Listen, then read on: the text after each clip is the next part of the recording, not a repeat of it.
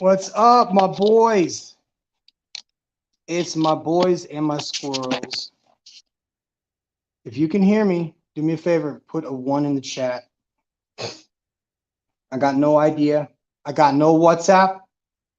I got no phone. I got no Gmail access.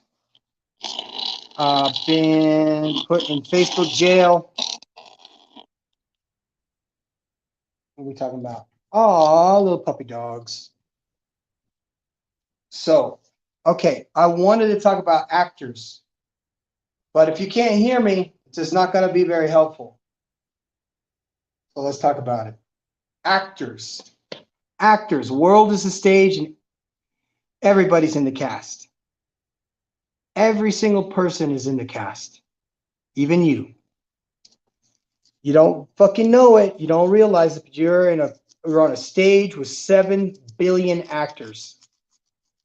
And they may or may not know they're even in this damn film or this, soap opera or novella, as we call it down here in Mexico.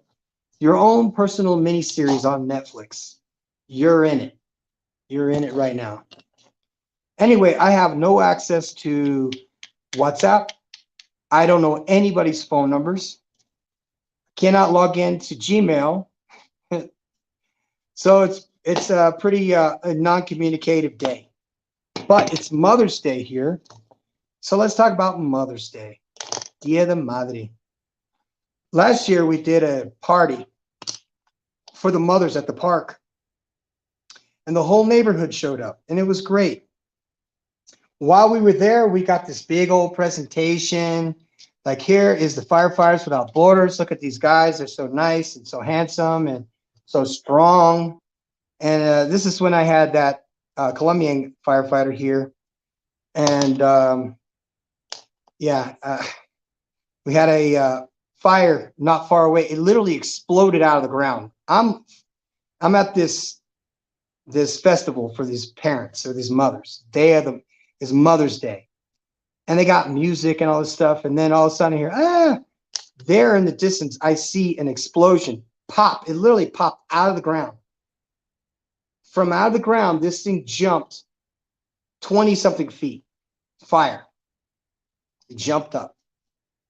So we're all like, oh, here we go. This dude grabs the fire extinguisher that was there for the event. And he runs to outside of the event into this thing. I was like, wait. And he pops the fire extinguisher, which, by the way, is a tiny little 1.5 pounder, which is the kind that you carry in cars for car fires. And I'm like, no, don't do it. He sprays it from 20 feet away with the air going on the opposite direction. I'm like, this guy doesn't know what he's doing. This guy doesn't know what he's talking about. So that was the day that, okay, we're out there and we were using shovels and throwing dirt on fire. That's it. Not complicated. Except there was tires and there was old furniture being burned up, which is all resin. And, we're all volunteers, so we're there so our houses don't catch fire. Meanwhile, we call fire department. We tell them, hey, we got a fire here. It's going to bother the residents because of smoke. It's isolated. There's no present danger. And they're like, cool. They don't even come. Well, I got a picture of this fire. Actually, some other people took pictures of me in this fire. And what's happening is there's tires. There's all kinds of like foam, rubber, and plastics, which is all toxic. Tires, very toxic, black smoke. And so the way you deal with those is by separating the fire apart like that. So anyway, some people took some pictures of me, and later on, people were like, what was that in the fire? Did you see that? I was like, what? They show me the picture of the fire I'm standing in front of. Mind you, I have like a long stick, so it looks like I'm literally standing in the fire. But there is a shape of a demon head popped up out of this thing that has a ring in its nose like this, like a bull. and it kind of looked like a combination of a bull and a horse body coming up out of the fire. Now, other people have pointed out other little demons that looked like cats and all this shit, but that was legit. I don't Photoshop, I don't lie about anything, so that definitely was a something that I didn't see. So yeah, there was a demon in the fire. So fire demons, woo. Not the only one. Some people have seen other ones. That one just happened to be a picture that somebody took of me that turned out really good. So whatever those flames formed into that form of a demon or whatever, so be it. But that thing, when that fire went off, was on a normal fire. That thing just popped up out of the ground like something like a volcano. And I saw it from a distance, like, what the? It looked like somebody had set it, like it was an explosion almost. Anyway, there's that. So actors, and why your family doesn't understand you, why people don't understand you, is because you're very different. You think 50 moves ahead of everybody else, so it's very difficult for people to understand you. I understand that. It's also easy for people to minimize your success. I understand that. To not take you seriously. I totally understand that. Let's talk about that. Let's talk about the one actor that everybody seems to know. Let's talk about that.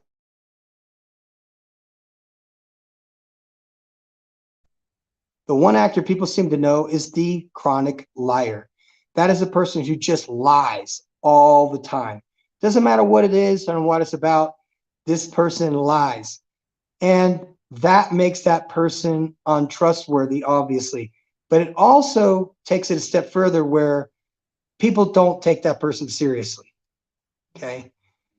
If you're the kind of person that's like myself, we're Renaissance men, we do a lot of stuff. And if you didn't see videos of me doing it, you wouldn't believe I did it.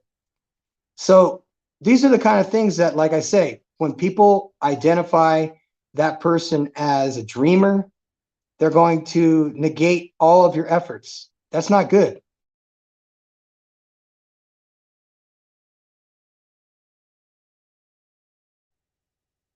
My favorite one is that, yeah, I used to be as big as you. They always were big as you, as muscular as you, if not more muscular than you. They're always that way. I love that. I love that when they say that, because they don't compliment you. It's a backhanded compliment, but then indirectly they're saying, hey, I like this guy because he's built. People respect it when you're built and you're bigger than them. Some strange reason. They might not like you, but they definitely have a presence to deal with. When I got to Colombia, like I said, my girl was smoking hot. Every single 3 feet, I was hearing, ooh, all this shit. I didn't know that these actors in my particular miniseries in Colombia were complimenting me. I didn't know. When you are in Colombia or something like that and somebody whistles at you, they're not whistling at her directly. They're whistling to you saying, hey, man, good job. That's what they're doing. I used to get very offended because you don't whistle at girls in normal countries. But in Colombia, it's a sport. So that's what they do.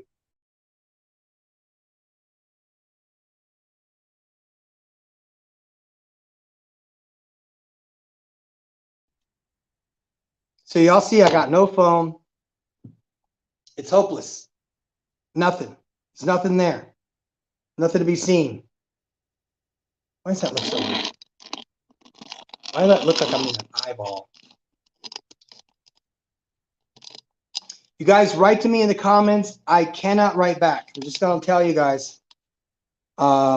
So because I am banned or something on Facebook, can't get into Facebook, can't get into Google, can't get into Gmail, don't have my phone anymore. Phone number's changed. Got a new phone. I checked the GPS on my phone. It says it's next door. I go over there. They're like, well, I don't know. I don't know.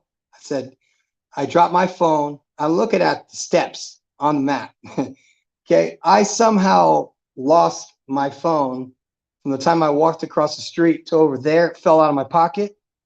And then somebody got it from there and then walked two houses down and has it there. So it's still on. It's been on all day. I've been calling it. No one's answering.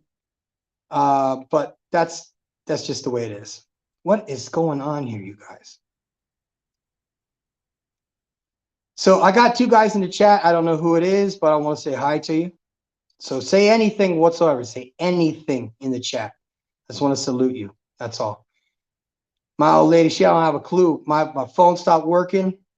Started working. What am I talking about? My phone worked fine. Still working. It's just not in my possession. So I have misplaced my phone. And it's good and bad. Kind of good because, hey, nobody calls me anyway. It's bad because no one in my life knows what the fuck happened. So I'm here. No phone, no cares. It's expensive. You'd buy a phone over here, man, it's going to cost you $450. No joke. I understand why they got the devil's payment programs in these stores here, because a phone that's $400 for somebody from Mexico that doesn't make $400 a month, yeah, you're putting on a payment plan for like the next fucking year and a half. That's for sure. I'm not doing that. I went down, I bought a phone, I got a new chip, I put in a new phone number. And like I said, if you come into the chat, which I can't go into the chat because I don't have access to YouTube. I don't have access to Facebook. I don't have access to Instagram because it's all tied to my Gmail. And Gmail is telling me, come back tomorrow, 24 hours from now. I'm like, what a headache. But hey, at least I'm alive. At least I got food in my house, right? That's not a bad thing. Got food in my house. I have water. I went to Sam's Club today. I bought a big old box of eggs. I'm grateful, man. There's nothing better than that. Big old box of eggs. I got 90 eggs in one box. Got 180 in one box. Got 360 in another. So you guys can have eggs when you come over, no doubt. But you got to write something in the comments. Anything. Just write anything in the comments. So that way I know I'm good. So what we got here? Hold on a second. Comments. Post comments. I'd love to, but I can't. Okay, I'm going to put the guest link. Invite guests. Copy that link. I'm going to go right in. Somehow, when I'm a guest on somebody else's live stream, I can't jump in and out of the chat. I can't post comments. That is the link to jump in right there. So you click on that. You could jump in here, and we could chop it up. No big deal. Because I got no WhatsApp. I have no access to anything at all. No banking, no YouTube, no nothing. So do me a favor, write something in the chat so I know where you're from. Because I know I got people that like to lurk and watch. And one of them is awesome and loves to come into the live stream occasionally. Wish he would, because he's always doing something. That's the thing about veterans, man. They're always busy doing some shit. But that is the reason why I can't respond, is because I don't have a phone. I have a phone now. Terrible. I had to go buy another damn phone. You guys believe that shit? I had to go buy another fucking phone. It's a nice phone. It looks like a girl phone, though. But that's the color I got. Why is this ring around me? That's weird. Y'all see that? Okay, I got to put the banner up there too, by the way, guys. Because that is how you can send us some donations so we can turn around and give it to these kids. Do activities. So let's talk about these actors. There's good actors and there's bad actors. The good actors are in your life temporarily. The bad actors are the ones that come into your life and then pass through your life only to just forget everything you taught them and train them and everything else. Not a big deal. It happens. It's just like when you have employees. They show up one day, they don't show up the next day, you get another guy. You get another replacement. Not a big deal. It's not good when you invest a lot of time into people. I mean, the first of the 48 laws of power were about, a king, and he had his best friend. His best friend was his horse trainer. He became very, very close with his horse trainer. In fact, to the point where he gave his horse trainer position in the castle. So he was actually with the king day and night, friends forever. He helped this kid get on his feet, gave him money, gave him a job, gave him a career, gave him status. And at the end, he actually killed the king or the prince or whatever he was. So the 48 laws of power really speaks to getting to know people, but never giving them everything. I'm a giver. I'm just the kind of person that likes to give to people who are in need. There's no question about that. You always seem to get two types of people. You get to the dependent types, and then you get the kind of people that just meld into, try and become you. That's always been a frustrating part for me, is because people want to be with, be me, but they all also want to get my girl too, which doesn't make any fucking sense. But they try. They always, always try, especially here. Colombia was worse. As far as cock blockers go, Jesus Christ, they are the worst cock blockers. Meet this guy, and there's a group of friends that come up to visit the farm where I was staying in Colombia. I was way up in the Andes Mountains. Stayed for like 3 months. And there's this dude, his name was Juan also, Juan and Juan. And this girl shows up. Oh, she's pretty cute, so I want to talk to her. No, this motherfucker is like,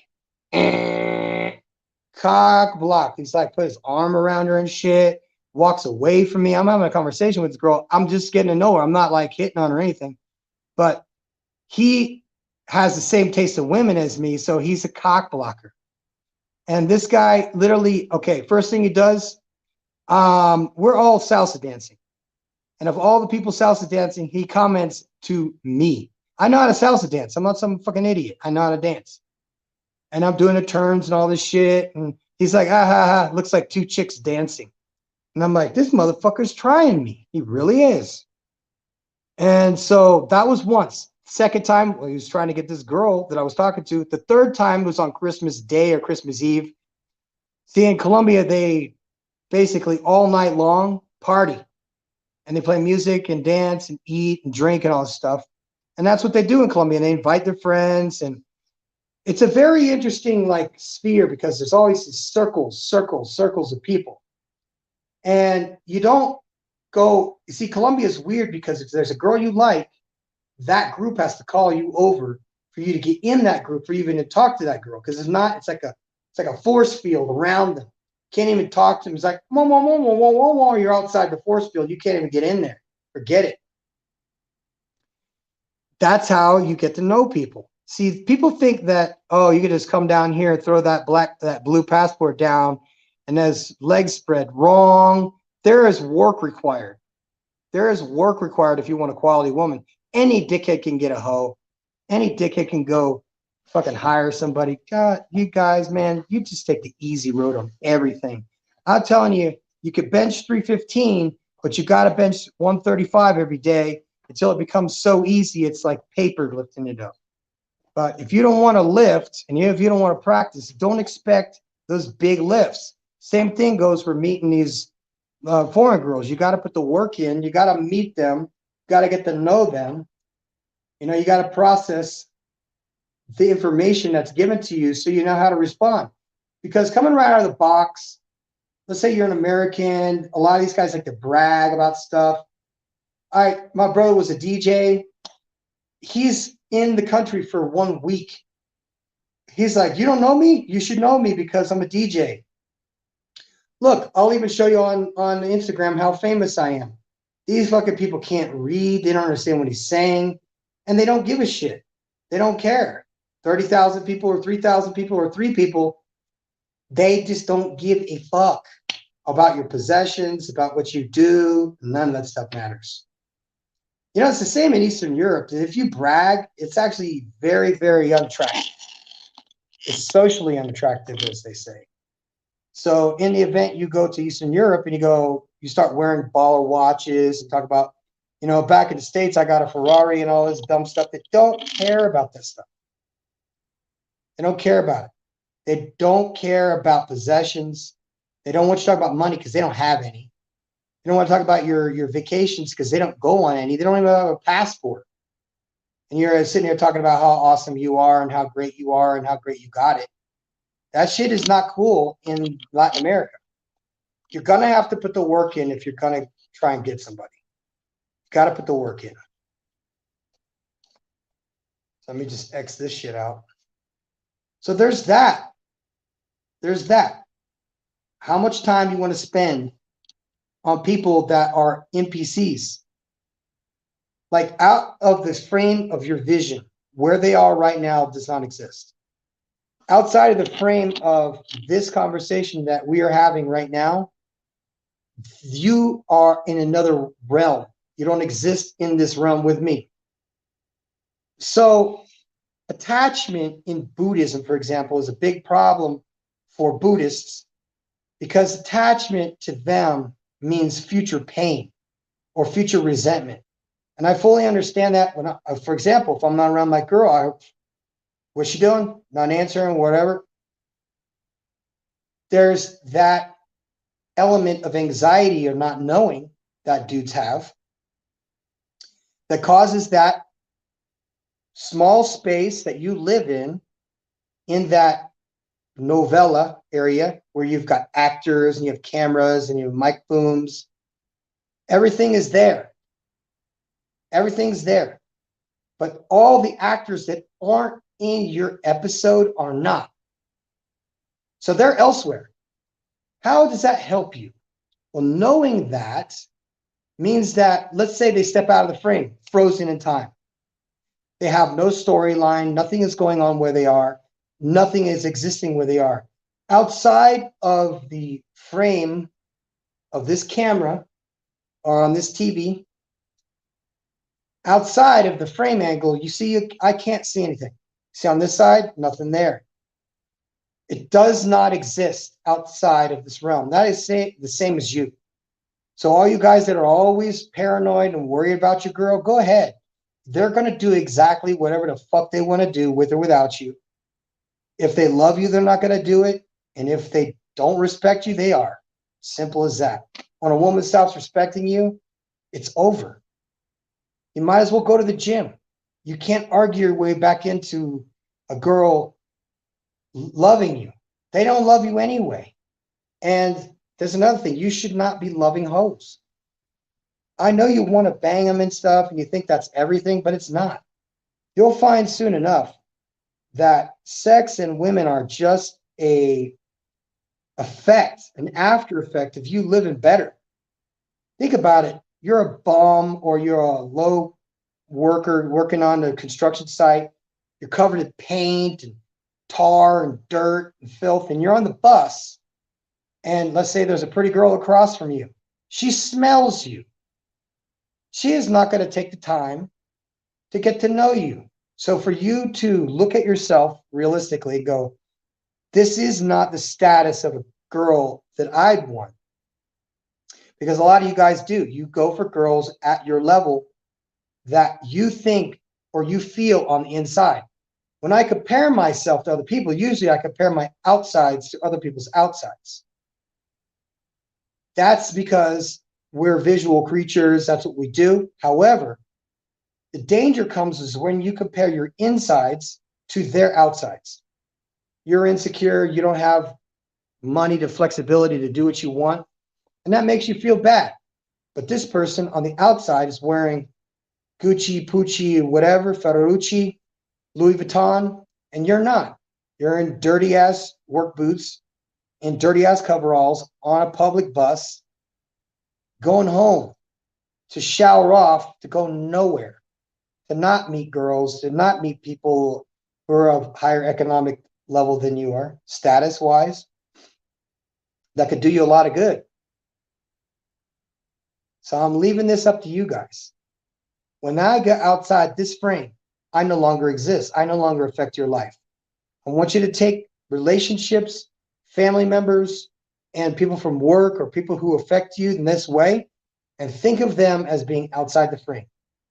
See, I am now, my arm is no longer in existence. It is here in this where I am because it's 3D, but it's not there where you are, where it's 2D. Okay. So now I am thinking about the person who insulted me earlier, who's at home, probably not losing any sleep after insulting me, which is fine because these people exist outside of the realm of my game. And one way to kind of come down off of a cliff, come down off the ledge, you're feeling that way, is just to remember that those people are only there outside. That's where they are. They're not inside of you. So when you compare yourself, which you will do, try comparing your outsides to their outsides, realizing that their insides may be horrible. They may be very, very insignificant compared to you. But all you see is the outside because you're comparing the insides of that person's outsides. This happens a lot of poor communities. People grew up poor like we did. And we suddenly, that rich guy is an asshole. Oh, the rich asshole. See, that's how I am now. I'm the rich asshole because I'm rich and I'm the asshole, right? Greetings. Where are you today, my friend? You back in the States? So we're comparing, so you know, get you up to speed, is comparing a person to you. You see that person's outsides. You see that person's, I'm going to give a simple example, easy to follow, which would be a polo shirt, just a white polo shirt that person's wearing. You're wearing coveralls because you're changing a transmission. Now you're looking at the person from the outside and you're judging them, okay? You're judging them. You don't know them. You've got a whole storyline going on in your head about them. But because your insides don't match your outsides, what we do as human beings is we take the outside of us that means nothing and we mirror that inside. Everybody feels good when you put on a new pair of shoes. Everybody feels good when you put on a suit and people are like, wow, look at you. So you're changing some very realistic points of view when it comes to comparing yourself. Because if you compare yourself to a person who is wealthy, who pops willies in a fucking Lambo or whatever, and you're thinking, oh man, that guy's got a Lambo, probably got a hot girlfriend too, probably got a great house, probably has a great job and lots of income. But you don't know that because you're comparing your insides, which don't have those things, to that person's outsides, which do. Now, you can never allow somebody to negate your experiences or minimize what you are or who you are just based on looks. People don't know you. I mean, for example, a lady was commenting on one of my posts the other day saying how I'm always attacking women and that I'm misogynistic, and I don't know this person. And they don't know me, clearly, because I'm not misogynistic. And if you want to debate that argument, I'll dash you to pieces. And any argument has to do with feminism and protecting feminism. Okay? There's no question that I will dash you to pieces in any debate. Excuse me. So now I want to know what you're doing, my friend. Where are you and what's the story?